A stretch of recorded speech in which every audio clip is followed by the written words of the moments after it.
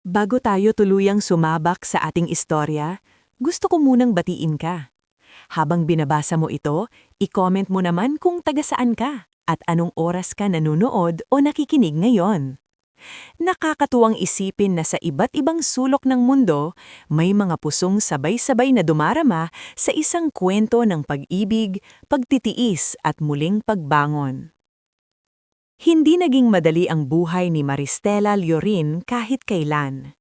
Sa unang tingin, iisipin ng marami na isa lamang siyang ordinaryong babae. Mahinhin, simpleng manamit, laging maayos ang buhok na tinatali niya sa likod at may matang tila sanay ng magpigil ng pagod at lungkot. Pero sa likod ng simpleng anyo niyang iyon ay isang pusong ilang ulit ng sinubok ng buhay at paulit-ulit pa ring bumabangon. Lumaki si Maristela sa bayan ng Lucban, Quezon, sa isang maliit na bahay na yero ang bubong at kahoy ang dingding. Kapag tag-ulan, kailangan pa nilang magsalok ng tubig na tumutulo mula sa kisame. Ngulit sa kabila ng hirap, punong-puno ng dignidad ang tahanan nila. Ang kanyang ama na si Rogelio Llorin ay isang construction worker, habang ang kanyang ina namang si Zenovia ay naglalabada at paminsan-minsay tumatanggap ng pananahi para may pandagdag sa gastusin. Bata pa lamang si Maristela ay alam na niya ang pakiramdam ng kapos. "Ma, ako na po ang maghuhugas ng plato." Madalas niyang sabihin noon kahit halos hindi pa abot ng kanyang kamay ang lababo. "Aba, anak, mag-aral ka na lang. Huwag mo munang isipin ang trabaho," sagot ni Zenovia, pero alam ni Maristela sa tinig ng ina na pagod na ito. May isa pa siyang dahilan kung bakit hindi siya pwedeng maging mahina. Ang bunsong kapatid niyang si Tisoy, na tunay na pangalan ay Mateo Llorin. 11 taon ang agwat nila, kaya halos naging pangalawang ina siya nito. Siya ang nag-aasikaso ng baon ni Tisoy, siya ang gumagawa ng assignment nito kapag inaantok na ito, at siya rin ang unang sumasalo sa bata tuwing umiiyak dahil naiinggit sa mga kaklaseng may bagong sapatos o laruan. "Te, paglaki ko, ikukuha kita ng malaking bahay." Minsang sinabi ni Tisoy habang hati silang dalawa sa isang pirasong tinapay. Napangiti si Maristela noon at ginulo ang buhok ng kapatid. "Hindi na. Ako na ang kukuha para sa atin. Ikaw mag-aral ka lang ng mabuti." Ngunit isang trahedya ang tuluyang nagpatanda sa kanya. 19 na taong gulang si Maristela nang isang hapon ay dumating sa bahay nila ang dalawang lalaking kasama ng kanyang ama sa trabaho.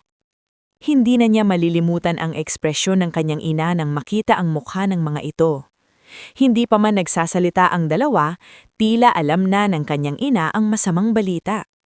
Nalalaglag sa ginagawang gusali ang kanyang ama. Hindi na ito umabot ng buhay sa ospital. Sa gabing iyon, tila natuyo ang buong mundo ni Maristela. Hindi siya umiyak kaagad. Nakaupo lang siya sa sulok habang yakap-yakap si Tisoy na walang tigil sa pag-iiyak. Ang ina naman niya ay tila biglang tumanda ng 10 taon sa loob ng isang gabi. Simula noon, si Maristela na ang tumayong haligi ng pamilya. Nag-aral siya ng accountancy sa isang state university sa Lucban habang sabay na rumarakit bilang tutor sa hapon, online seller ng damit at kung ano-anong beauty products sa gabi, at encoder tuwing weekend. Maraming gabing madaling araw na siyang natutulog, ngulit hindi siya nagrereklamo. Alam niyang wala siyang karapatang mapagod ng matagal dahil may mga taong umaasa sa kanya. Sa kolehiyo, kilala siya ng mga kaklase sa pagiging matalino, pero hindi mahilig makipagsabayan. Habang ang iba ay abala sa gimmick at gala, si Maristela ay diretso sa terminal pagkatapos ng klase para makauwi agad sa Lucban. Hindi rin siya sanay tumanggap ng libre. "Stella, sasama ka ba sa birthday ko sa Sabado?" Tanong noon ng kaklase niyang si Bimbi Aceron, isang palabiro pero mabuting binatang madalas siyang kagrupo sa thesis. "Pass muna ako, Bimbi. Kailangan kong mag-tutor sa hapon. Bayaran iyon eh." Sagot niya habang nag-aayos ng mga papel.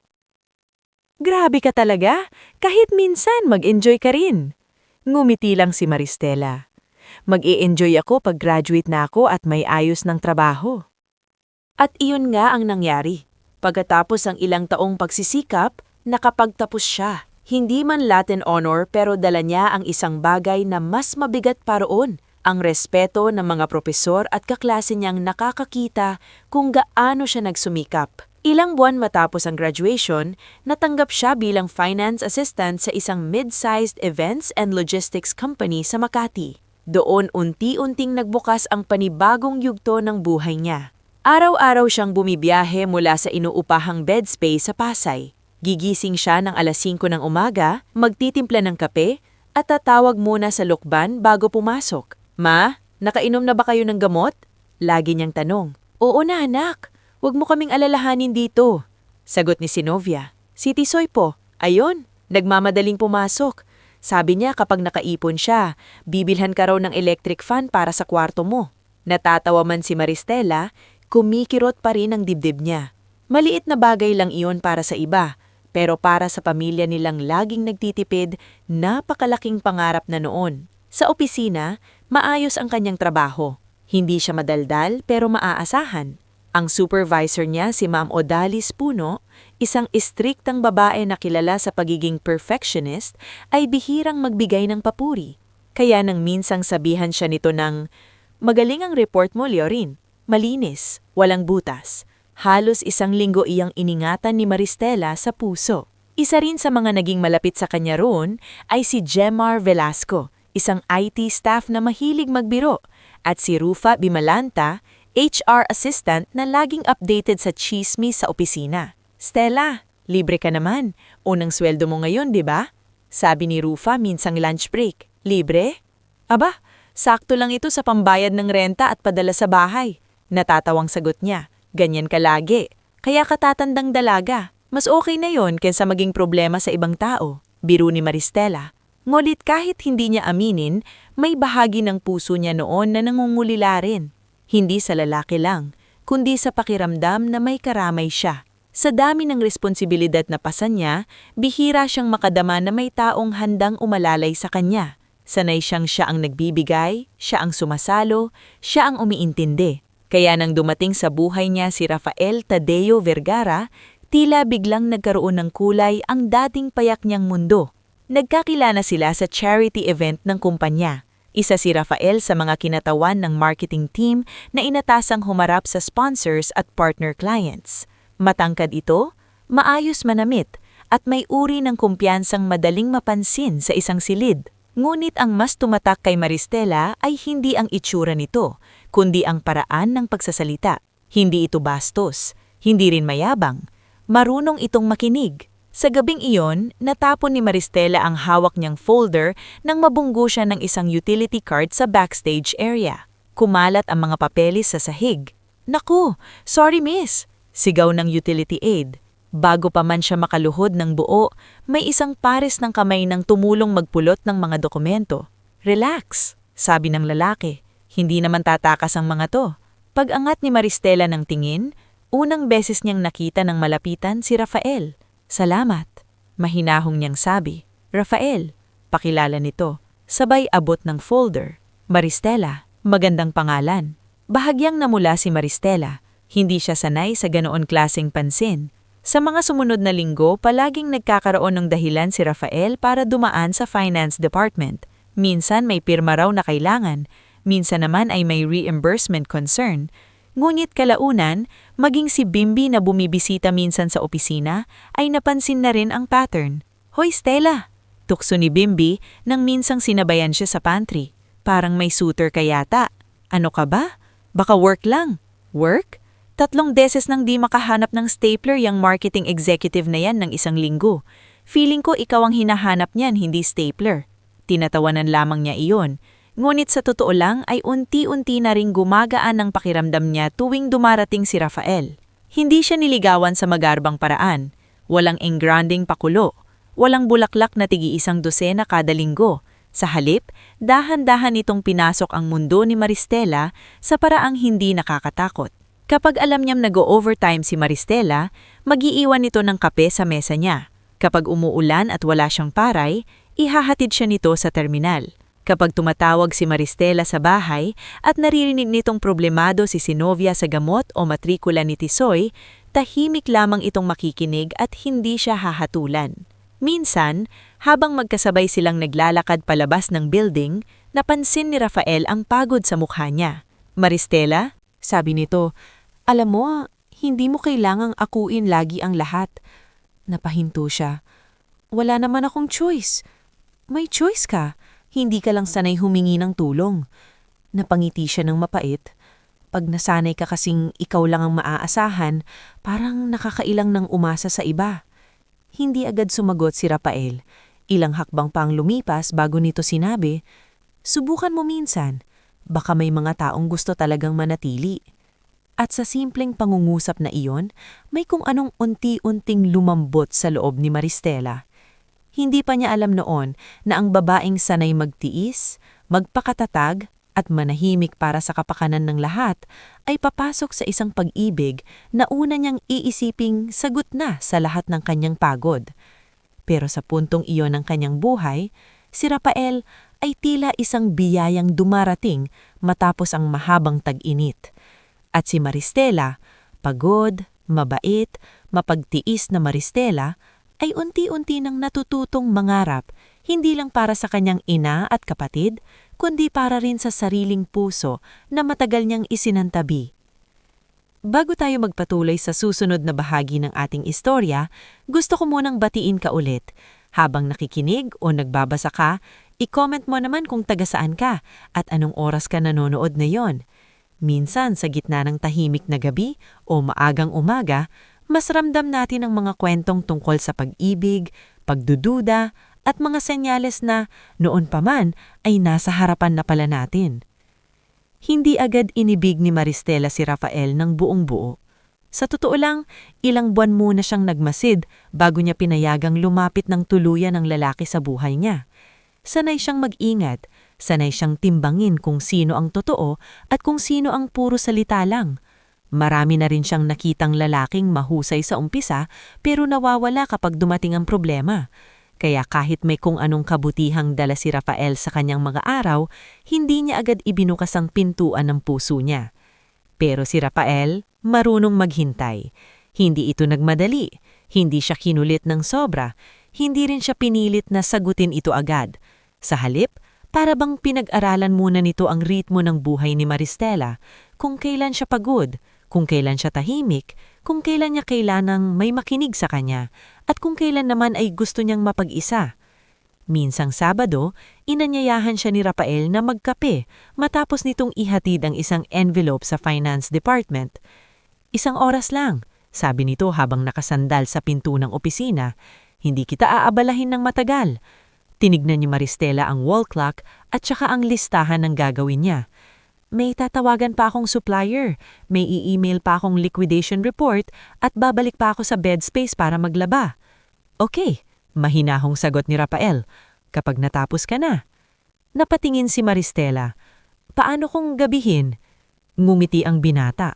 Di gabi." Iyon ang unang pagkakataon na natawa siya ng totoo sa harap nito. At sa gabing iyon, sa isang maliit na cafe sa kanto ng Salcedo, natagpuan ni Maristela ang sarili niyang mas komportable kesa sa inaasahan niya. Hindi mapilit si Rafael, hindi rin ito puro tungkol sa sarili ang usapan. Nagtanong ito tungkol sa pamilya niya, sa lukban, sa paborito niyang pagkain noong bata siya, at sa pangarap niyang hindi niya pa halos nasasabi kanino man. "Gusto kong magkaroon ng sariling bahay," amin ni Maristela habang hawak ang mainit na tasa ng kape. "Hindi naman malaki, basta may maayos na bubong, yung hindi kami matatakot tuwing umuulan." Tapos, tanong ni Rafael, "May maliit na sala, may bintana, may electric fan kada kwarto, tapos may mesa kung saan pwedeng mag-aral si Tisoy." Simple. Para sa iba. Napatingin si Rafael sa kanya at maharang tumanggo. Pero para sa'yo, pangarap. Doon niya unang naramdaman na may lalaking hindi minamaliit ang mga bagay na mahalaga sa kanya. Ilang buwan pagkatapos niyon, naging sila. Hindi naging madali para kay Maristela ang magtiwala, ngulit sinikap ni Rafael na ipakitang seryoso ito. Ipinakilala siya nito ng ilang kaibigan sa marketing team. Inihatid siya minsan sa terminal pauwi ng Lukban. Nagdala pa ito ng prutas at bitamina para kay Aling Sinovia noong unang sumama sa bahay nila. Noong una, nagulat si Sinovia sa pagiging presentable at maahis magsalita ni Rafael. "Ma, mano po?" Magalang na bati nito habang yumuyuko. "Diyos ko, iho, huwag ka nang mahihiya," sagot ni Sinovia, halatang kinikilig para sa anak. Si Tisoy naman ay agad na palapit kay Rafael dahil binilhan siya nito ng second-hand na scientific calculator. "Kuya, ang galing mo pala," masayang sabi ng bata. Ngumiti si Rafael at tinapik ang ulo nito. "Mag-aral kang mabuti, baka balang araw, mas mayaman ka pa sa ate mo." Nang mga panahong iyon, pakiramdam ni Maristela ay baka ito na nga ang tamang tao.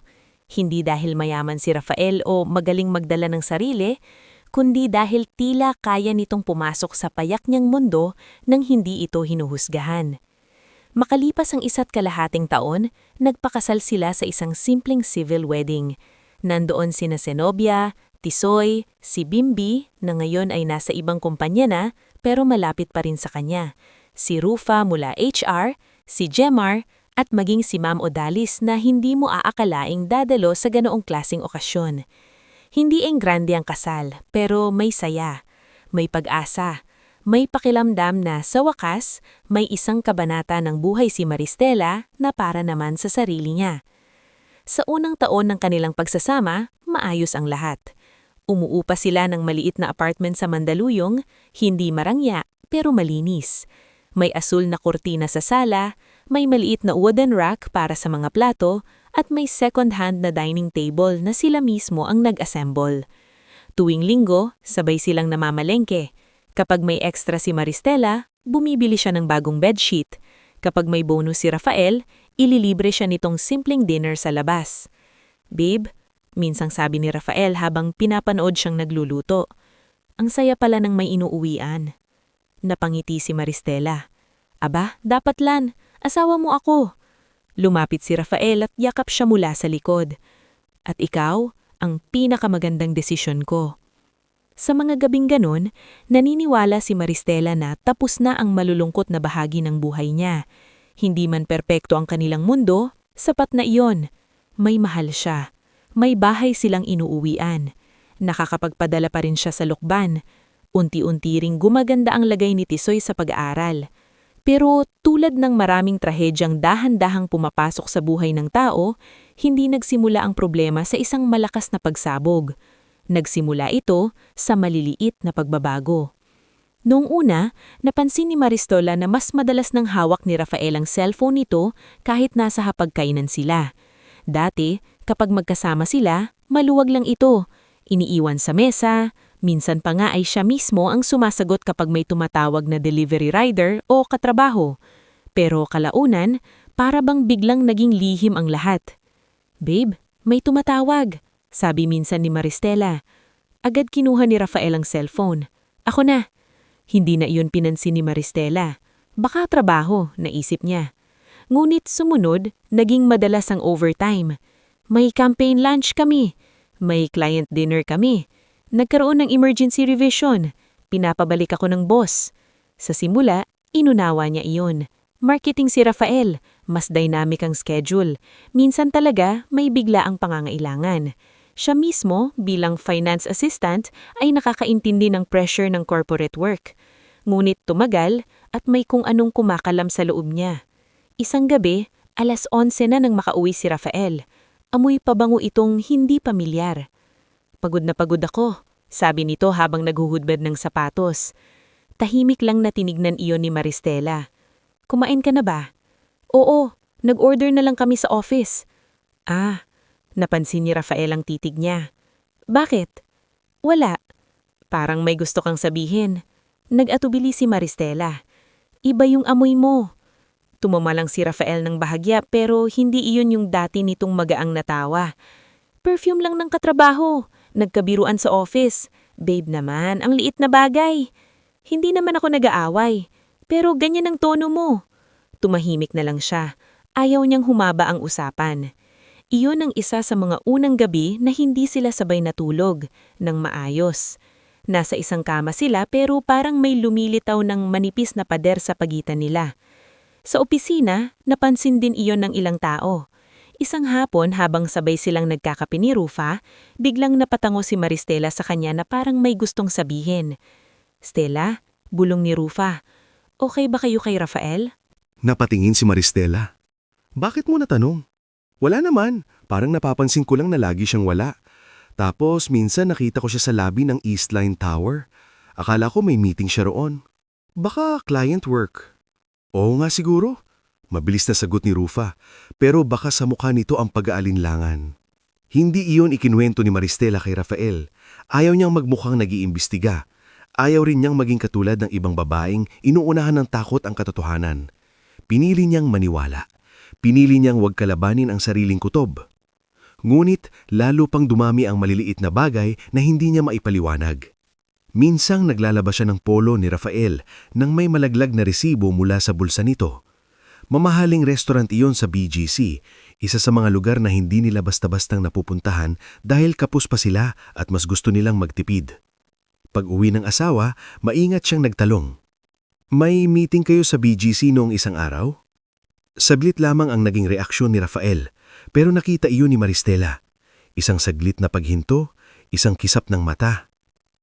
Oo, client lunch." "Ang mahal yata roon." "Sponsored ng client, babe. Normal lang yon." Tumanggo siya. "Okay." Ngulit nung gabing iyon, hindi agad siya nakatulog. Makailang ulit niyang binalikan sa isip ang simpleng pagkabigla ni Rafael bago sumagot. Wala siyang matibay na basehan, wala siyang ebidensya, pero mayroon siyang pakiramdam na may unti-unting inilalayo sa kanya ang lalaking dati ay kabisado ang bawat tibok ng kanyang araw. At habang hindi siya sinasagot ng tahasang kasinungalingan, mas lalo namang kumakapal ang ulap ng pagdududa. Pagkalipas ng ilang linggo, papalapit na ang kanilang ikalawang anibersaryo bilang mag-asawa.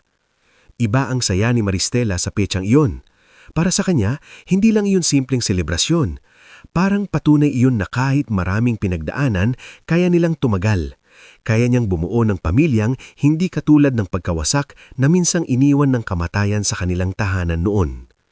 Kaya niyang magmahal at mahalin pabalik. Kaya tahimik siyang naghanda. Hindi niya sinabi kay Rafael na nag-iipon siya mula sa sideline bookkeeping work para maipagluto ito ng espesyal na hapunan o mailabas man lang sa simpleng date. Itinabi niya rin sa cabinet ang maliit na kahon na naglalaman ng silver cufflinks na pinalagyan niya ng inisyal nilang dalawa, RM at MV. Isang regalong simple ngulit galing sa puso. Minsang tumawag siya sa lokban at ikinuwento niya kay Zenobia ang plano. "Ma, wala na munang padala ngayong linggo. May sorpresa lang ako kay Rafael." Narinig niya ang mahinang tawa ng ina sa kabilang linya. "Ay naku anak, tama lang yan. Hindi pwedeng puro kayo na lang ang nagtitiis. Magdiwang din kayo." "Ayoko naman pong gumastos ng sobra." "Hindi pera ang mahalaga sa anibersaryo. Alaala." Habang kausap ang ina, napangiti si Maristela. Ganun niya kagustong iligtas ang pagsasama nila mula sa lumalamig na mga araw. Umaasa siyang baka sa pamamagitan ng isang payapang pagdiriwang maibalik ang dati nilang lambing. Ngunit sa kabilang panig ng kanyang mundo, may mga bagay nang hindi niya nakikita. Sa mga panahong iyon, mas nagiging malapit si Rafael sa isang account executive na ang pangalang Cirila Vos. Kilala ito sa kumpanya bilang elegante, matalino at palaging mukhang bagong labas sa mamahaling magazine. Galing ito sa mayamang pamilya, sanay sa sosyal na lugar at may kumpiyansang tila hindi natitinag. Hindi pa naman lubos na alam ni Maristela ang pangalang ito, nagsisimula ng umikot sa iilang bulungan ng corporate circles ang pagiging magka-vibes ni na Rafael at Cirila. May isang taong nakapansin, si Yasandro Vallejo. Isang tahimik ngulit mapanuring negosyante si Yasandro, may-ari ng ilang boutique cafes at regular na client ng kumpanyang konektado sa team ni na Rafael. Hindi siya yung tipo ng lalaking maingay o mahilig makisawsaw sa personal na buhay ng iba. Ngunit sanay siyang mag-obserba. Sa mundo ng negosyo, sabi nga niya sa isang manager niya, mas madalas kang ninuloko ng kilos kaysa ng salita. Minsang nasa isang client meeting siya sa Eastline Tower Nang mapansing hindi trabaho ang tinginan at ngitian ni na Rafael at si Rila, hindi siya nagsalita. Hindi rin niya iyon pinag-interesan ng malalim, pero naitago niya sa isip ang eksenang iyon. Parang isang piraso ng puzzle na hindi pa alam kung saan lulugar. Samantala, si Maristela ay abala sa pag-aasa. Habang papalapit ang inibersaryo nila, hindi niya alam na sa mismong araw na matagal niyang pinapangarap na magpanumbalik ng init sa kanilang pagsasama, doon magsisimulang mabasag ang mundong buong puso niyang itinayo. At sa pagkakataong iyon, ang lahat ng maliliit na senyales na matagal niyang piniling wag pansinin ay unti-unti nang magdudugtong-dugtong tungo sa isang gabing hindi na niya kailanman makakalimutan. Bago tayo tuluyang dumako sa mas mabigat na bahagi ng ating istorya, gusto muna kitang batiin. Habang binabasa o pinakikinggan mo ito, i-comment mo naman kung taga-saan ka at anong oras ka nanonood ngayon. Minsan, sa tahimik na sandali, mas tumatagos ang mga kwentong tulad nito.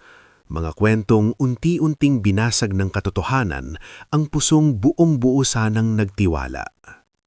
Hindi nakatulog ng maayos si Maristela sa gabi bago ang kanilang ikalawang anibersaryo. Hindi dahil may away silang mag-asawa, hindi rin dahil may malinaw na dahilan para mangamba siya. Ang totoo, ang kinakausap niya buong magdamag ay ang sarili niyang kutob, yung pakiramdam na matagal na niyang pilit pinapatahimik, ngunit sa gabing iyon ay tila mas ayaw na magpalubag. Madaling araw pa lang ay gising na siya. Tahimik siyang bumangon mula sa kama upang hindi magising si Rafael. Huminto pa siya sandali sa gilid ng kama at tinignan ang natutulog na asawa. Payapa ang mukha nito, tila walang anumang lihim.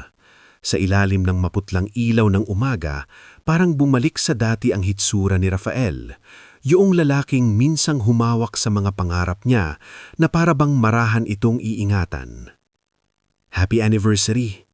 Pabulong na sabi ni Maristela kahit hindi siya naririnig nito. Pumasok siya sa kusina at nagtimpla ng kape. Habang hinihintay kumulo ang tubig, napatingin siya sa maliit na paper bag na itinago niya sa ibabaw ng cabinet. Nandoon ang silver cufflinks na ipinakustomize niya noong nakaraang linggo.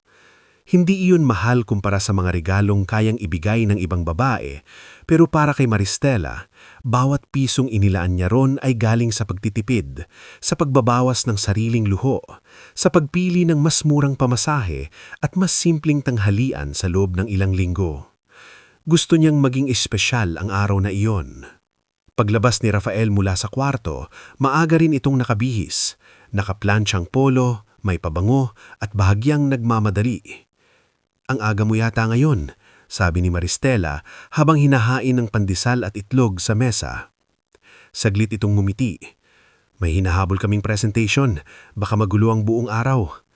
Bahagyang kumirot ang dibdib ni Maristela pero pinilit niyang huwag ipahalata. Kahit dinner man lang mamaya, anibersaryo natin. Huminto si Rafael sa pagsuot ng relo. Tumingin ito sa kanya, saka lumapit at hinalikan siya sa noo. Susubukan ko, babe. Alam mo namang hindi ko kontrolado minsan ang trabaho. Susubukan? Tanong niya, pilit na magaan ang tono. Please, wag muna tampo. Sagot nito. Babawi ako. Tumanggo na lang si Maristela. Sanay na siyang ipagpaliban ang sariling gusto. Ngunit nang lumabas si Rafael ng apartment na iyon, may iniwang bigat sa dibdib niya na hindi niya maipaliwanag. Pumasok din si opisina ng araw na iyon, ngunit hindi buo ang isip niya. Minsan ay napapatitig siya sa screen ng computer na hindi nababasa ang spreadsheet. Minsan naman ay bigla niyang naaalala ang mga nakaraang anibersaryo ng ibang mag-asawa na nakikita niya sa social media.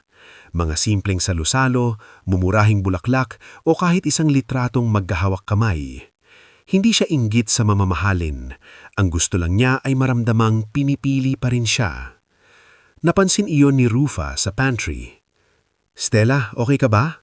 Tanong niya habang ibinubuhos ang mainit na tubig sa cup noodles. Oo naman. Sigurado? Mukhang lutang. Napangiti ng pilit si Stella. Anibersaryo kasi namin ngayon. Ay wow! E di dapat masaya ka. Dapat, mahinang sagot. Napakunot noo si Rufa. Huwag mong sabihing may Louvre time na naman ang mister mo. Hindi agad sumagot si Maristela. Sapat na marahil ang katahimikan niya para mabasa iyon ni Rufa. Ay nako, sabi nito. Bakit ganun? Kahit isang gabi lang sana. Baka importante talaga. Stella, marahang sabi ni Rufa. Minsan, kailangan mo ring tanungin ang sarili mo kung hanggang saan ka lang mag-iintindi. Napatingin si Maristela sa kaibigan. Alam niyang walang masamang intensyon si Rufa. Pero sa puntong iyon, hindi pa siya handang sagutin ang tanong na iyon. Dahil sa totoo lang, natatakot siyang baka alam na niya ang sagot. Makalipas ang tanghali, dumating ang text ni Aling Sinovia. Anak, happy anniversary sa inyo. Mag-usap kayo ng maayos lagi ha. Ang magandang pagsasama, iniingatan araw-araw. Napangiti si Maristela ng bahagya. At agad ding napaluha. Nagreply siya ng simpleng, Opo ma, salamat po. Bandang 5:00 ng hapon, tapos na sana ang shift niya. Pero dahil nais niyang bigyan pa ng pagkakataon ng araw na iyon, nagpasya siyang umuwi muna sa apartment. Doon niya inilabas ang paper bag na may cufflinks, inayos ang sarili, at nagsuot ng isang simpleng damit na kulay cream. Iyong damit na minsan nang sinabi ni Rafael na bagay sa kanya dahil malinis tingnan at tahimik, pero elegante. Habang nagsusuklay siya sa harap ng maliit na salamin, napatingin siya sa sarili niya. Simple lang talaga siya. Wala siyang mamahaling bag, wala siyang branded na alahas. Wala rin siyang sosyal na dating na kagaya ng ilang babaeng nakakasalamuhan ni Rafael sa corporate events. Ngunit noon pa man, inisip niyang sapat na ang katapatan, pag-aalaga, at tiyagang ibinibigay niya bilang asawa. Bandang 7:00, naglakas loob siyang mag-text kay Rafael. Babe, anong oras ka matatapos? Ilang minutong walang sagot. Makalipas ang 10 minuto, muling nag-vibrate ang cellphone niya. Sorry babe, overtime muna ako sa trabaho. Happy 2nd anniversary. Bawi ako, promise. Napatitig si Maristela sa screen. Hindi ganun kahaba ang mensahe, pero parang may kakaibang lamig iyong hatid. Walang lambing, walang pagsisisi. Para lang iyong pahabol na obligasyon. Isang tekstong ipinadala para masabing nakakaalala siya kahit hindi naman talaga siya naroon. Mabigat ang dibdib na tumayo si Maristela at naupo sa gilid ng kama. Doon muling bumalik sa isip niya ang resibong nakuha niya noong nakaraang linggo mula sa bulsa ng polo ni Rafael. Isang mamahaling restaurant sa BGC. Doon daw nag-client lunch ang asawa niya. Hindi niya alam kung bakit, pero sa gabing iyon ay tila may humahatak sa kanya para alamin ang totoo. Baka tanga siya kung pupunta roon. Baka napaghahalo lang niya ang lahat ng pagod at sama ng loob. Baka nagiging praning lang siya.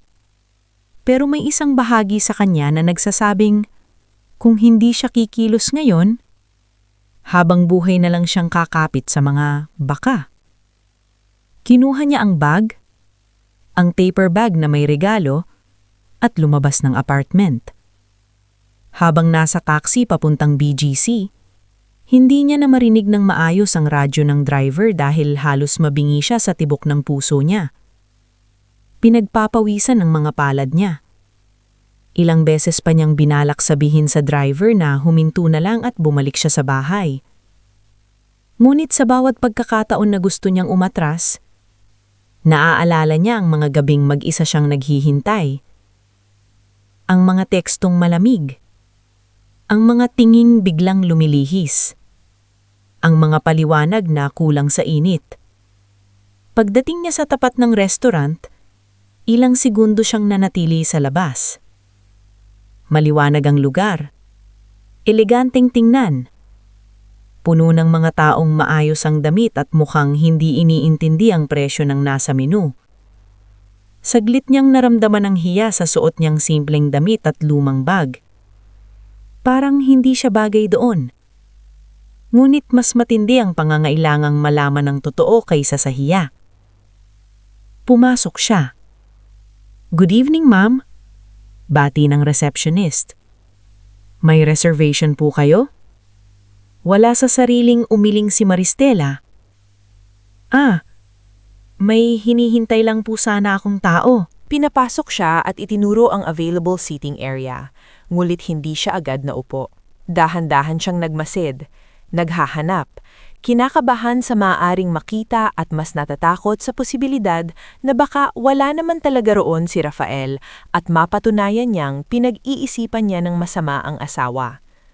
Ngunit makalipas lamang ang ilang segundo, nakita niya ito. Sa bandang gitna ng restaurant, malapit sa glass partition at bahagyang natatabingan ng malaking indoor plant, nandoon si Rafael. At hindi ito nag-iisa. Kasama nito ang isang babaeng maayos ang ayos mula ulo hanggang paa. May makinis na buhok, eleganteng postura, at kumpiyansang hindi kailangang ipagsigawan. Kahit hindi pa naririnig ni Maristela ang pangalan nito mula sa mismong bibig ng babae, tila alam na niyang ito si Cirila Vos. Hindi agad huminto ang mundo. Iyon ang nakakagulat. Hindi nagdilim ang paningin niya. Hindi siya natumba. Hindi rin agad siya umiyak. Sa halip, parang mas luminaw ang lahat. Luminaw ang tawa ni Rafael habang nakahilig ito ng kaunti sa babae. Luminaw ang paraang mas malambot ang titig nito roon kesa sa matagal ng paraan ng pagtingin nito sa sarili niyang asawa. Luminaw ang pag-abot ng babae sa braso nito at ang hindi pag-alis ni Rafael. Dahan-dahang naupo si Maristela sa isang mesa 2 pwesto ang layo. Sapat para makita niya ang dalawa.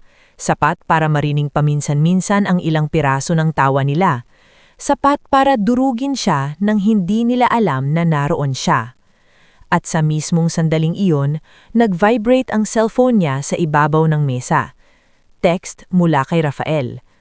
"Overtime muna ako sa trabaho, babe. Happy 2nd anniversary."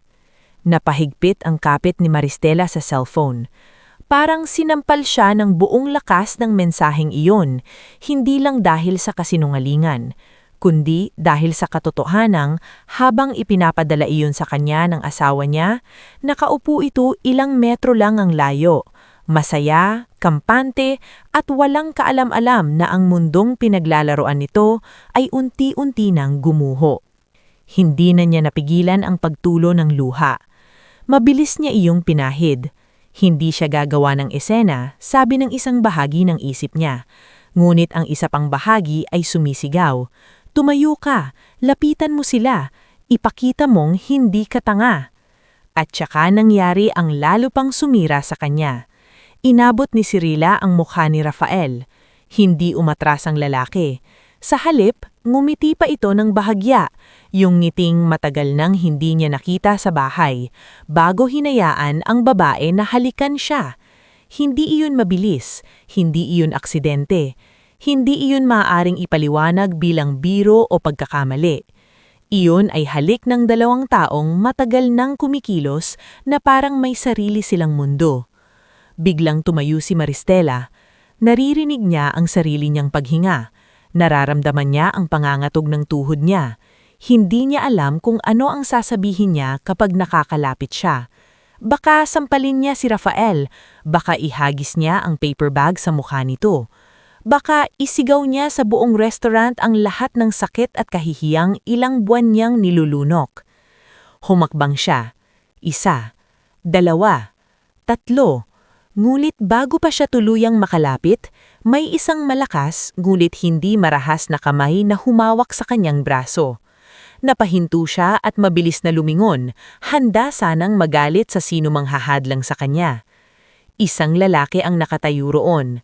Matangkad, maayos ang suot, kalmado ang mukha, ngunit mapagmasid ang mga mata. Hindi siya pamilyar sa kanya, ngunit may kakaibang bigat ang presensya nito. Yung tipong hindi kailangang manigaw para mapatigil ka. Marahang yumuko ang lalaki palapit sa kanya at bumulbol, sapat lang para siya lang ang marinig. Kalmahan ka muna. Parang lalong uminit ang dugo ni Maristela. Pakawalan mo ko, nanginginig ng sabi. Asawa ko yan. Alam ko, mahinang sagot ng lalaki. Napakurpak si Maristela. Ano? Kilala ko kung sino sila, sabi nito, hindi inaalis ang tingin sa mesa ni na Rafael at Cirila. At kung susugod ka ngayon na galit ka, ikaw pa ang magmumukhang baliw sa paningin ng lahat. Nanlaki ang mga mata ni Maristela. Baliw? Niloloko ako ng asawa ko. Oo, sagot ng lalaki, kalmado pa rin.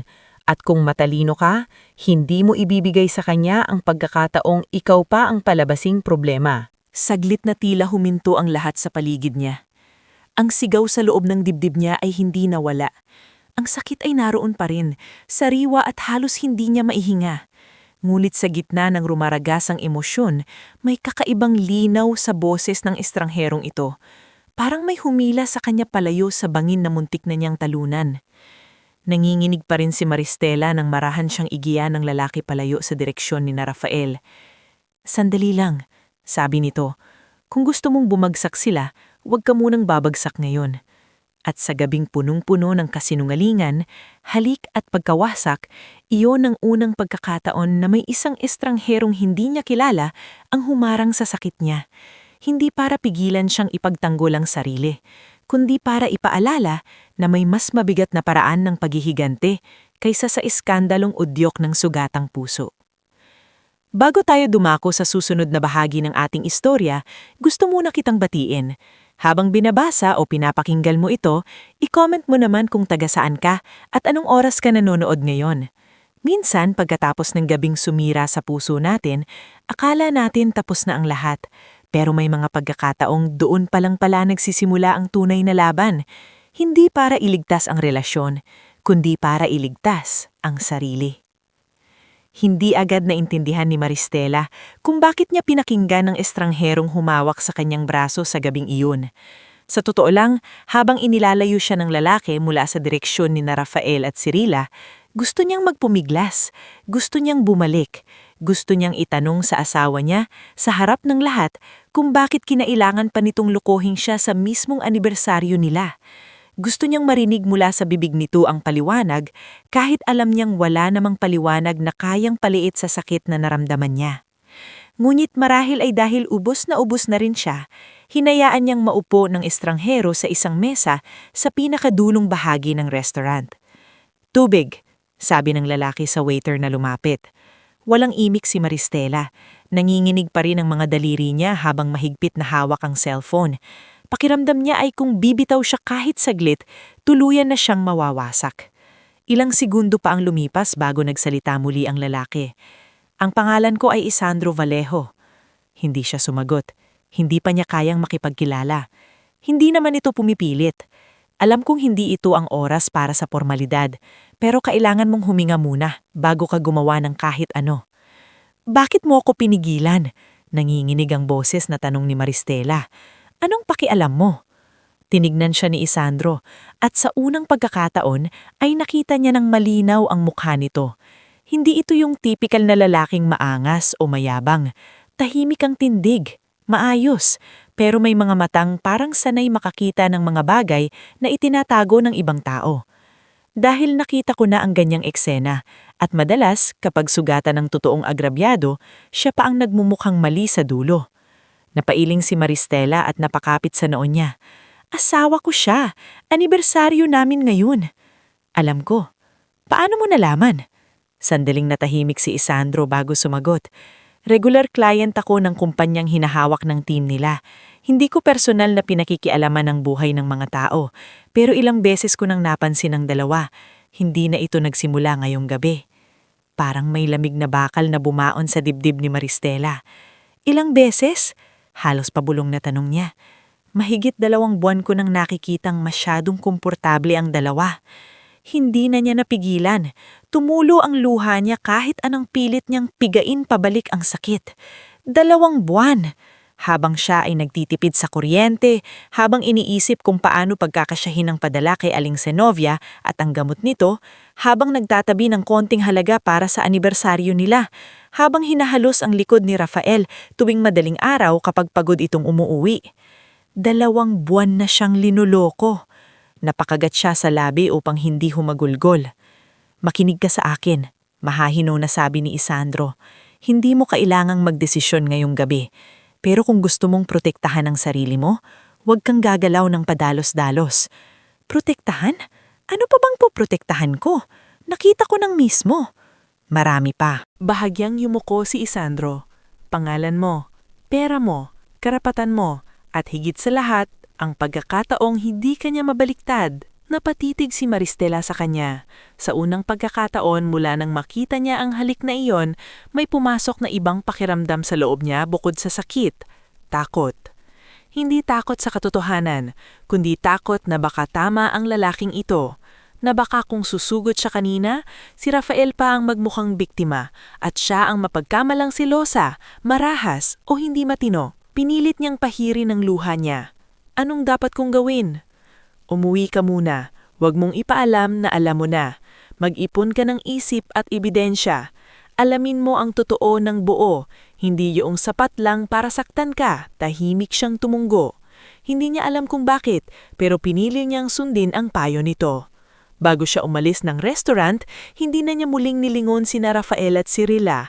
Hindi na niya kailangang tumingin pa. Ang isang halik ay sapat na para sirain ang natitirang ilusyon sa puso niya. Pag-uwi niya sa apartment, wala pa rin si Rafael. Ibinaba niya sa mesa ang paper bag na may cufflinks. Ilang minutong tinitigan niya iyon bago niya marahang inilagay sa loob ng drawer. Hindi niya itinapon, hindi pa. Pero sa gabing iyon, para iyong maliit na kabuong ng lahat ng pag-asang pinanghahawakan niya. Bandang 12:00 na nang dumating si Rafael. Nagkunwari si Maristela na bagong gising. "Babe, tulog ka na pala," sabi nito habang marahang naghuhubad ng sapatos. Nagpilit siyang maging normal. "Oo, napagod ako sa paghihintay."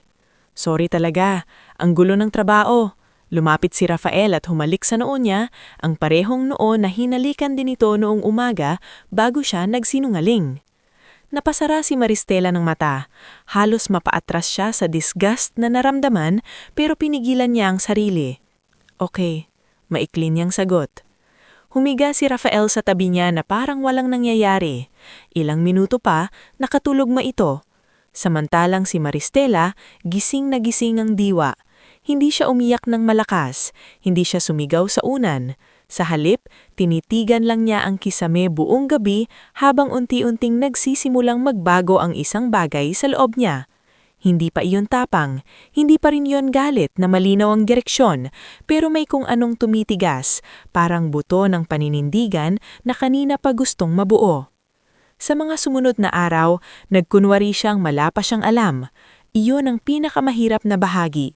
Kailangan niyang makita si Rafael araw-araw na tila normal ang lahat. Kailangan niyang pakinggan ang mga palusot nito. Kailangan niyang hayaan itong humawak sa braso niya, magsalita tungkol sa grocery, sa bills, sa trabaho, habang alam niyang may ibang babaeng hinahalikan nito kapag nakatalikod siya. Ngunit, sa likod ng katahimikan niya, nagsimula siyang kumilos. Unang ginawa ni Maristela ay inayos niya ang lahat ng dokumento na may kinalaman sa pera nila. Sa loob ng 2 taon ng kanilang pagsasama, dahil siya ang mas maingat sa pera, siya rin ang mas maraming hawak na records, mga resibo, screenshots ng bank transfers, monthly budgets, copies ng utility payments, pati listahan ng mga padala niya sa lukban. Doon niya unti-unting napansin ang mga bagay na hindi niya agad nakita noon. May mga transfer si Rafael na hindi malinaw ang dahilan. May mga credit card payments na mas mataas kaysa sa inaakala niya. May ilang maliliit na utang na sinabing raw para sa work expenses, ngunit walang suportang resibo. At sa lahat ng lahat, may mga pagkakataong gumamit ito ng pondo mula sa joint savings nila nang hindi nagpapaalam. Nang makita niya ang kabuuan ng mga numerong iyon, halos mapaupo siya sa sahig. Hindi lang pala babae ang problema, pera rin. At para kay Maristela, mas malalim ang hiwa na dulot niyon kaysa sa inaakala niya. Dahil kung ang pagtataksil ay paglalapastanga sa puso, ang paglulusta sa perang pinaghanapan niya ay paglalapastanga sa bawat sakripisyong ginawa niya para sa pamilya niya. Agad niyang kinontak ang dati niyang college friend na attorney Salceda Virel, na noon pa man ay tahimik niyang hinahangaan sa talino at diretsahang pananalita. Nagkita sila sa isang maliit na kafe malapit sa Ortigas. Pag-upo pa lang nila, napansin na agad ni Salceda ang mukha niya. Mukhang ilang araw nang hindi nakatulog. Halos tama ka. Mapait na sagot ni Maristela. Hindi siya nagpaligoy-ligoy. Ikinwento niya ang lahat. Ang mga overtime, ang text message, ang restaurant, ang halik, at ang mga kahina-hinalang galaw sa pera. Tahimik lang na nakinig si Salceda habang minsan-minsang nagsusulat sa maliit na notebook. Pagkatapos, huminga ito ng malalim. Una, huwag kang gagalaw ng walang kopya ng lahat ng records. Pangalawa, siguraduhin mong secured ang sahod at personal savings mo.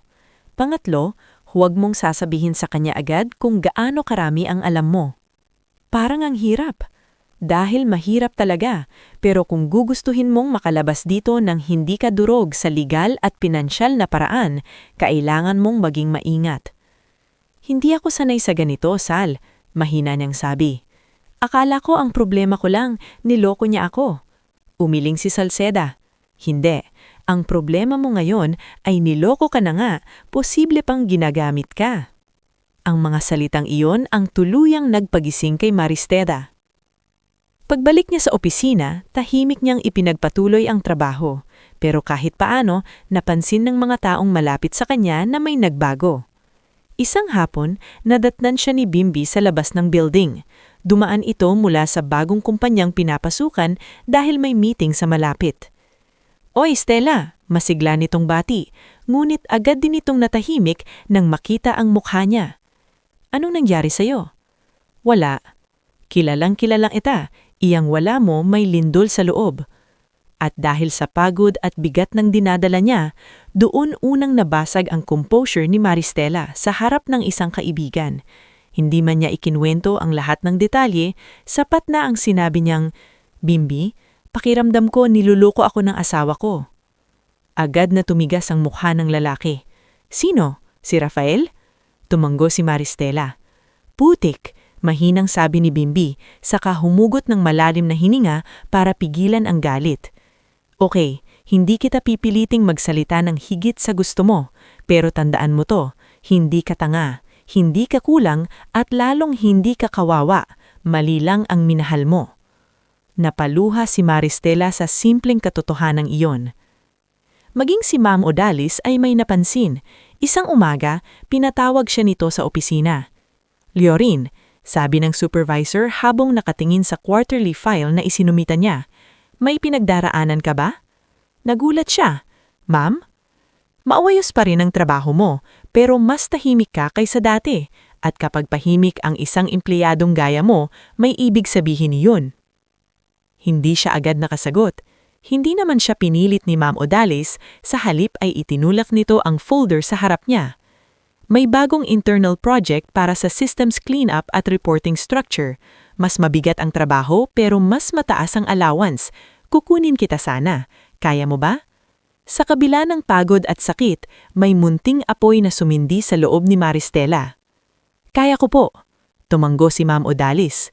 Mabuti, kapag gumuho ang personal na buhay, minsan trabaho ang unang humahawak sa tao para hindi tuluyang bumagsak. Hindi iyon malambing na salita, pero iyon narahilong ang versyon ng malasakit ng supervisor niyang istrikta. At sa kakaibang paraan, nakatulong iyon. Samantala, nagpatuloy ang pagguho ng maskara ni Rafael sa loob ng bahay. Mas madalas itong iritable. Kapag tinatanong siya tungkol sa gastusin, mabilis itong magtaas ng boses. Kapag sinasabihan siyang maging maingat sa pera, agad niyang binabalik kay Maristela ang sisi. Hindi mo kasi naiintindihan ng pressure sa work. Hindi lahat kailangang ipaliwanag sa'yo. Parang bawat galaw ko may audit. Noon, marahil ay tatahimik si Maristela at magsusori pa, ngunit hindi na ngayon. Isang gabi, habang nasa sala sila at binubuklat niya ang listahan ng monthly expenses, tumingla siya kay Rafael. May utang ka ba na hindi ko alam? Saglit itong natigilan. Ano na naman to? Simple lang ang tanong. Bakit, nag-iimbestiga ka ba? Huwag mong baliktarin, may utang ka ba? Pumalatak si Rafael at umiwas ng tingin. Konting short term lang, maayos din yon. Magkano? Hindi mo kailangang malaman lahat. Doon tuluyang tumigas ang mukha ni Maristela. Hindi pa niya inilalabas ang lahat ng alas niya. Hindi pa niya sinasabing alam niya na ang tungkol kay Cirila. Pero sa unang pagkakataon, naramdaman ni Rafael na hindi na basta-basta uurong ang asawa niya. At sa gabing iyon, habang tahimik na nakaupo si Maristela matapos ang pagtatalo, malinaw na sa kanya ang isang bagay. Hindi na ito laban para iligtas ang kasal. Ito na ay laban para mabawi ang sarili niyang buhay. At sa gitna ng lahat ng iyon, isang tahimik na mensahe ang dumating sa kanya mula sa numerong hindi niya agad nakilala. This is Hisandro Vallejo. I hope you got home safely that night. If you need the client records that can confirm certain dates, sabihin mo lang, hindi ka nag-iisa sa laban na to. Bago tayo tumuloy sa huling bahagi ng ating istorya, gusto muna kitang batiin. Habang binabasa o pinakikinggan mo ito, i-comment mo naman kung taga saan ka at anong oras ka nanonood ngayon. May mga kwento kasing hindi nagtatapos sa sakit. Minsan, pagkatapos ng pinakamadilim na yugto, dun palang nagsisimulang sumikat ang umagang matagal nang ipinagkait sa isang pusong laging nagtiis. Matagal na tinitigan ni Maristela ang mensahe ni Isandro ng gabing iyon, hindi dahil may kakaiba sa laman ng text. Sa katunayan, maayos at diretsyo lamang iyon. Ngunit sa dami ng kasinungalingang narinig niya nitong mga nakaraang linggo, nakakagulat ang pakilamdam ng isang mensaheng walang paligoy-ligoy at walang hinihinging kapalit. Hindi ka nag-iisa sa laban na to. Paulit-ulit niyang binasa ang linyang iyon bago marahang ibinaba ang cellphone. Hindi siya sanay na may umaalalay. Hindi rin siya sanay na may lalaking nagsasalita ng ganoon nang hindi siya kinokontrol, minamaliit o niloloko. Kinabukasan, maaga siyang gumising. Sa unang pagkakataon matapos ang gabing nahuli niya si Rafael, malinaw ang isip niya. Hindi pa rin nawawala ang sakit, ngunit hindi na iyon yung sakit na ligaw at sumasabog sa dibdib. Unti-unti na iyong nagiging direksyon. Tahimik siyang pumasok sa kusina at nagkape. Ilang minuto pa, lumabas si Rafael mula sa kwarto. Gusot ang buhok, halatang hindi pa buo ang gising, pero dala pa rin nito ang nakasanayang aura ng lalaking sanay makalusot sa mga simpleng paliwanag. Ang aga mo, sabi nito habang binubuksan ng refrigerator. Hindi, may aasikasuhin ako. Sa office? Hindi. Napatingin si Rafael sa kanya. May problema ba? Dati, baka umiwas siya ng tingin. Dati, baka nagkunwari siyang maayos ang lahat. Pero ngayon, tumingin siya ng diretso sa asawa at sinabi ang pinakaunang totoong pangungusap na matagal na niyang gustong ilabas. Meron. At alam kong alam mo kung ano. Saglit na natigil si Rafael. Anong ibig mong sabihin? Ibinaba ni Maristela ang tasa ng kape. Hindi siya sumigaw, hindi rin nanginginig ang boses niya. Nakakapagtataka, pero matapos ang lahat ng luha at pagkawasak, dumating sa kanya ang isang mapanganib na anyo ng katahimikan. Nakita ko kayo. Hindi agad nagsalita si Rafael. Nandun ako sa restaurant nung anniversary natin. 2 mesa ang layo. Nabasa ko pa ang text mo habang pinapanood kang humilis sa kabit mo. Nanlaki ang mga mata ni Rafael. Halatang hindi nito inaasahan ang diretsahan at kalmadong paraan ng pag-aamin niya. Marahil ay inakala nitong kung sakali mang mahuli ito, hahaglog siya, mananampal o magwawala. Hindi niya naisip na mas nakakatakot pala ang isang babaeng sugatan na pero malinaw na ang isip. Maristela, makinig ka muna. 2 buwan? 3? Gaano katagal? Huwag kang gumawa ng istorya. Gaano katagal? Ulit niya, mas madiin. Napaupo si Rafael sa silya. Dagdaan ng ilang segundo ng katahimikan bago ito nagsalita. Hindi ko sinadya. Napatawa si Maristela, ngunit hindi iyon tawang may saya. Tawa iyon ng isang pusong sawang-sawa na. Hindi mo sinadya. Pumasok ka sa restaurant na yon nang hindi mo sinadya. Nag-text ka sa akin ng kasinungalingan nang hindi mo sinadya. Hinalikan mo siya nang hindi mo sinadya. Nasaktan kita, oo, pero ano? Pagod ka? Nalito ka? Hindi ako exciting? Yan ba ang sasabihin mo? Napayuko si Rafael, ngunit sa halip na humingi agad ng tawad, ang unang lumabas sa bibig nito ay depensa. Hindi mo kasi naiintindihan ang pressure sa mundo ko, Maristela. Doon tuluyang natapos ang natitirang awa sa dibdib niya. Mundo mo? Mahinahon ngunit malamig niyang sabi. Noong wala kang maipambayad sa unang renta natin, sino ang sumalo?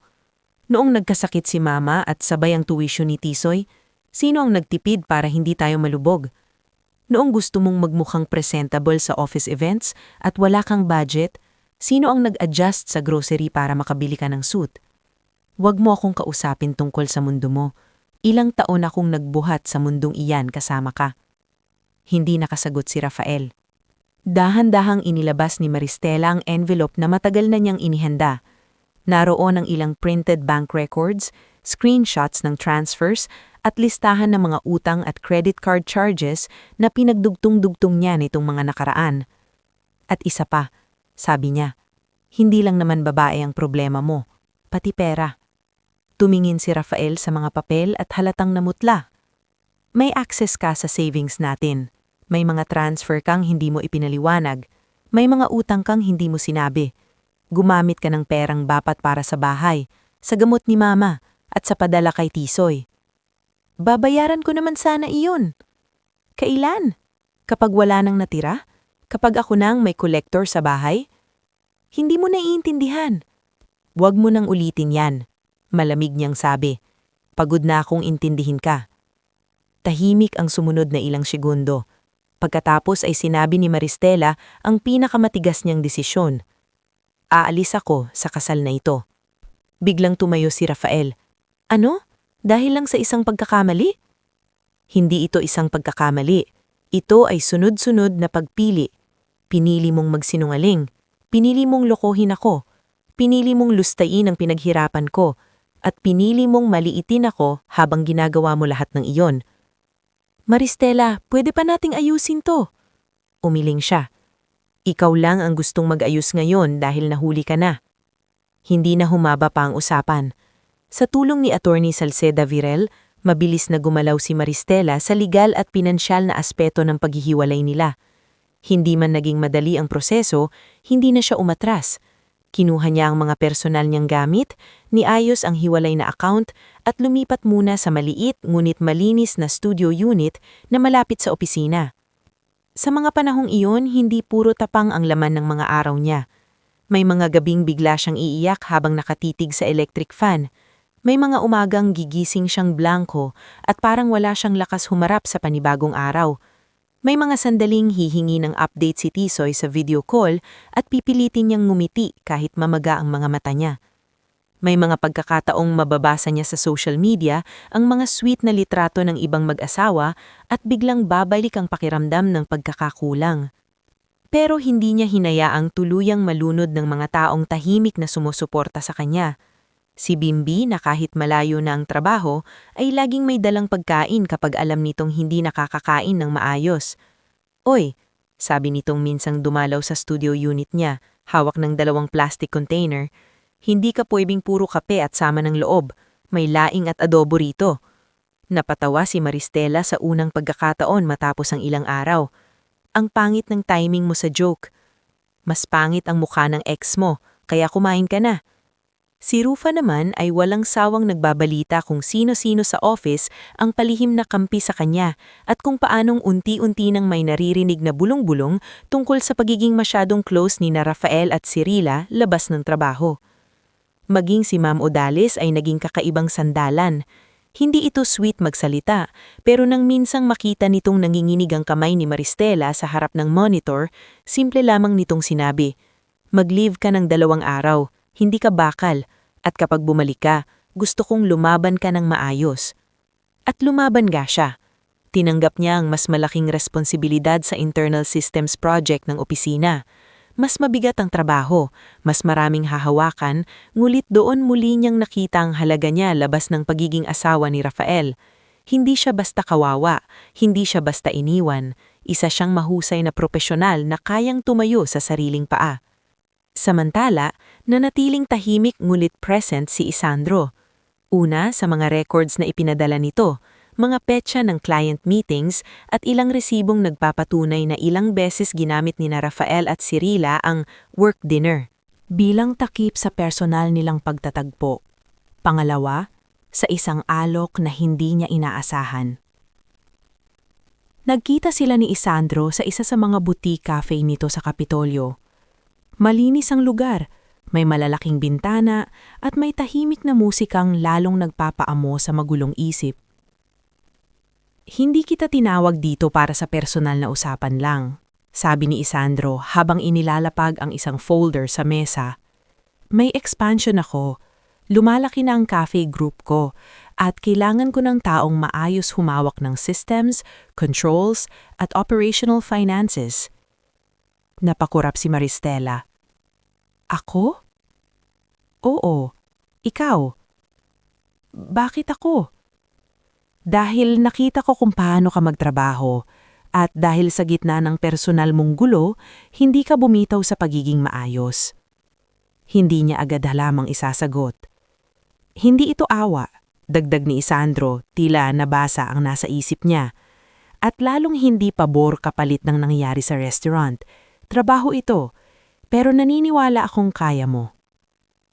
Ilang araw niya iyong pinag-isipan at nang tanggapin niya ang consultancy role na iyon kasabay ng dati niyang trabaho, doon nagsimulang umikot sa panibagong direksyon ang buhay niya. Lumipas ang mga buwan. Pagkatapos ay lumipas ang 1 taon. At saka pa ang isa pa. Sa loob ng 2 taon, malaki ang ipinagbago ng mundo ni Maristela.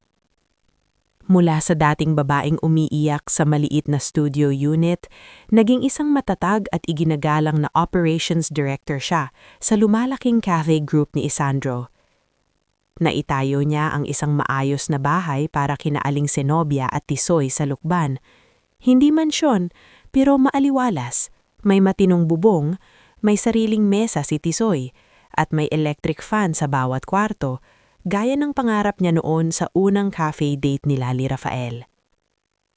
Nakatapos na rin ng kolehiyo si Tisoy, na ngayoy mas matangkad na at halos kasing edad na ng mga pangarap niyang minsang imposibleng abutin.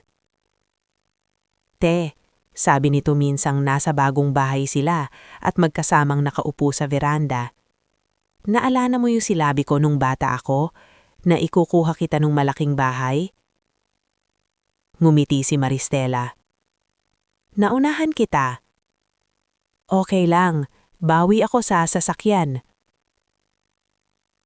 Nagkatawanan silang magkapatid at sa simpleng sandaling iyon ay naramdaman niya na may mga pagkawasak palang kailangang mangyari para makabuo ng mas tama. Samantala, hindi maganda ang kinahinatnan ni Rafael at Cirila. Unti-unting lumabas sa kumpanya ang mga bulong-bulong tungkol sa paggamit nila ng client funds at perks sa mga personal na lakad. Hindi man kriminal ang lahat, sapat iyon para masira ang reputasyon nilang pinakinis ng matagal. Nang magsimulan sumikip ang usapan, si Cirila ang unang kumalas upang iligtas ang sariling pangalan. Iniwan nito si Rafael nang wala halos paliwanag, tulad ng paraan ng pag-iwan ng mga taong hindi sanay manatili kapag hindi na maganda ang pakinabang.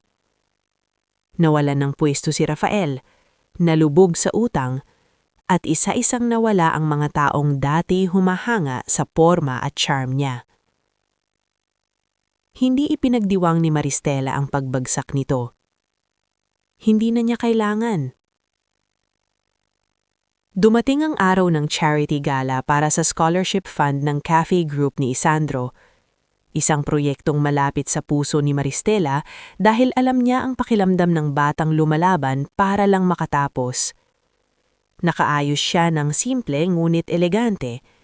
Walang yabang, ngunit halatang ibang-iba na sa dating babahing takot pumasok sa mamahaling restaurant. Dagdag nito, pero baka sakaling pwede mo pa akong patawarin kahit hindi na tayo, kahit bilang tao na lang. Marahang huminga si Maristela bago sumagot. Matagal na kitang pinatawad, Rafael. Napatingin ito sa kanya, tila nabigla. Pero hindi dahil karapat-dapat ka. Diretsahan niyang sabi. Pinatawad kita dahil ayoko nang dalhin ang bigat mo sa bago kong buhay. Hindi ako gumaling para lang bumalik sa pinagmulan ng sakit ko. Namasa ang mga mata ni Rafael. Wala na ba talaga? Umiling siya. Wala na. At pagkatapos ng isang mahabang katahimikan, sinabi ni Maristela ang pinakatotoong bagay na natutuhan niya sa lahat ng nangyari. Ang pinakamalaking parusa sa isang taong tulad mo ay hindi sigawan, hindi iskandalo, at hindi ganti. Ang pinakamalaking parusa ay makita mong maayos, masaya at matagumpay ang babaeng inakala mong hindi mabubuhay nang wala ka. Hindi nakapagsalita si Rafael. Iniwan niya ito roon ng walang galit sa hakbang, ngunit may buong dignidad sa tindig. Pagbalik niya sa main hall, nadatnan niya si Isandro na nakatayo malapit sa stage, hawak ang 2 baso ng sparkling water. Iniabak nito ang isa sa kanya. Okay ka lang? Tanong nito. Tinanggap ni Maristela ang baso at tumanggo. Mas okay kaysa dati. Ngumiti si Isandro, yung ngiting hindi mapilit at hindi mapang-angkin. Mabuti. Sa dami ng lalaking dumaan sa buhay niya, kay Isandro niya unang naranasang maging panatag. Walang pagmamadali, walang boladas, walang pagtatanghal. Nagsimula ang ugmayan nila hindi sa kilig, kundi sa respeto. Hindi sa pagkuha, kundi sa mahinahong pag-aabot ng kamay sa panahong kailangan niyang matutunang tumayo muli. At habang magkatabi silang nakatanaw sa mas maliwanag na kinabukasang pinaghirapan niyang buuin, naunawaan ni Maristela ang pinakamahalagang aral ng kanyang kwento. Ang tunay na wakas ay hindi ang makahanap agad ng panibagong pag-ibig. Ang tunay na wakas ay ang maibalik sa sarili ang dignidad na minsang ninakaw ng kasinungalingan. Ang muling mabuo ang pamilyang pinangarap niya kay Aling Sinovia at Tisoy. Ang makapaglakad ng taas noo, hindi dahil may bagong lalaking umalalay, kundi dahil natutunan niyang kaya palang buhati ng sarili kahit matapos siyang baliin ng maling tao. At sa wakas, natupad din ni Maristela ang pangarap niyang minsang ibinulong lang sa harap ng mumurahing tasa ng kape. Isang bahay na hindi natatagusan ng ulan, isang mesa para sa pag-aaral, isang buhay na payapa, at isang pusong hindi na kayang sirain ni numan.